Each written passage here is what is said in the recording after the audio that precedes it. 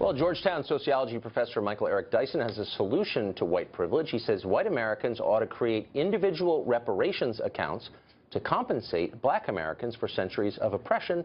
Professor Dyson joins us now to explain how that would work and why. Professor, great to see you. Good to see you, my friend. So how would this work and why? Well, yeah. Well, it's in the context, let me just briefly say, it's in the context of a much broader discussion about white privilege, white innocence, white American identity, and it's much more complicated than that, and I go at African-American culture's contradictions as well. And then in the end, when I'm making suggestions about what can be done, many white people approach me and ask me, what can I do? Not in terms of the broad social transformation out there in the world. We all believe in that or argue about it, redistribution of resources or not. But when people ask me, what can I as an individual do, one of the things I suggested, besides being educated, besides participating with other African-American and Latino and other brothers and sisters in social movement, is to do something called an individual repair of inequality. And if they feel inclined to do so, this is for people who are so inclined to seek out a way to compensate individually for what they think is a systemic injustice. So I talked about buying kids computers, being able to take kids to school, to tutor them, to be able to do individual things that are tailored to their desires and aspirations, such as becoming professionals, exposing them to things they wouldn't ordinarily see. So in other words, it's a kind of ethic of compassion joined to a sense of conscience that motivates them to do what they're motivated to do. Well, so I support a lot of that. I mean, I believe in charity. What I don't believe in is collective guilt. And that's why I'm confused by the phrase white privilege. Well, white privilege doesn't suggest guilt. It suggests responsibility and accountability. The same accountability that America talks to about people pulling up themselves by their bootstraps and addressing their situations, their communities, as being responsible for doing what they're doing. I don't believe in collective guilt, but I do believe in collective responsibility. Responsibility and guilt are synonyms in this case. And let me just ask, let's be specific. So, privilege. I'm privileged, and I wouldn't deny that, not because I'm white, because I have a good-paying job. But you're privileged, too. Of course. So we live near each other in a nice neighborhood. You're rich. You went to an Ivy League school, unlike me. And so you're way more privileged than most white Americans. Well, so why would they owe you something? Well, first of all, privilege is contingent upon the context in which it's defined. So individual cases could have an imbalance, that people of color could be way more privileged, as you talked about, than the average, say, white person.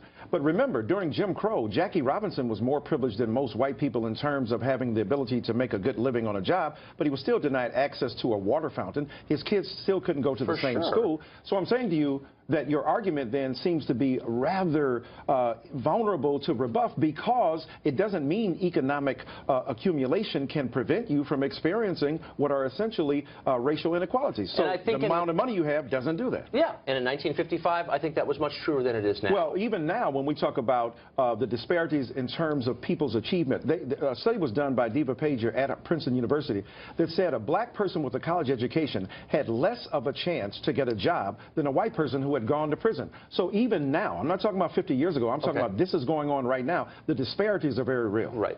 So if I live in eastern Kentucky and I am unemployed, why am I more privileged than you? And why am I in any way, as you put it, responsible for problems of people I've never met on the other side of the country? Look, I mean, we know that larger forces provide people opportunities or disadvantages. When you come, many people say, let me even stretch it even further. Some people say, look, I came to this country 20 years ago. I came to this country 30 years ago. I wasn't advantaged directly by the system of enslavement that prevailed in America. But if you come to this country as an immigrant and you're a white immigrant and you inherit certain privileges associated with people who are already here, that means that that privilege extends to you regardless of the fact that you indirectly benefited from it and you did not directly contribute to inequality. The Constitution was written a long time ago, so was the Declaration of Independence. But those ancient documents continue to inform people's lives and shape their aspirations. So let me flip it around. And let me just also note there's a lot of hostility in what you're saying. And I'm sure you'll say there isn't, but obviously there is. Not at all.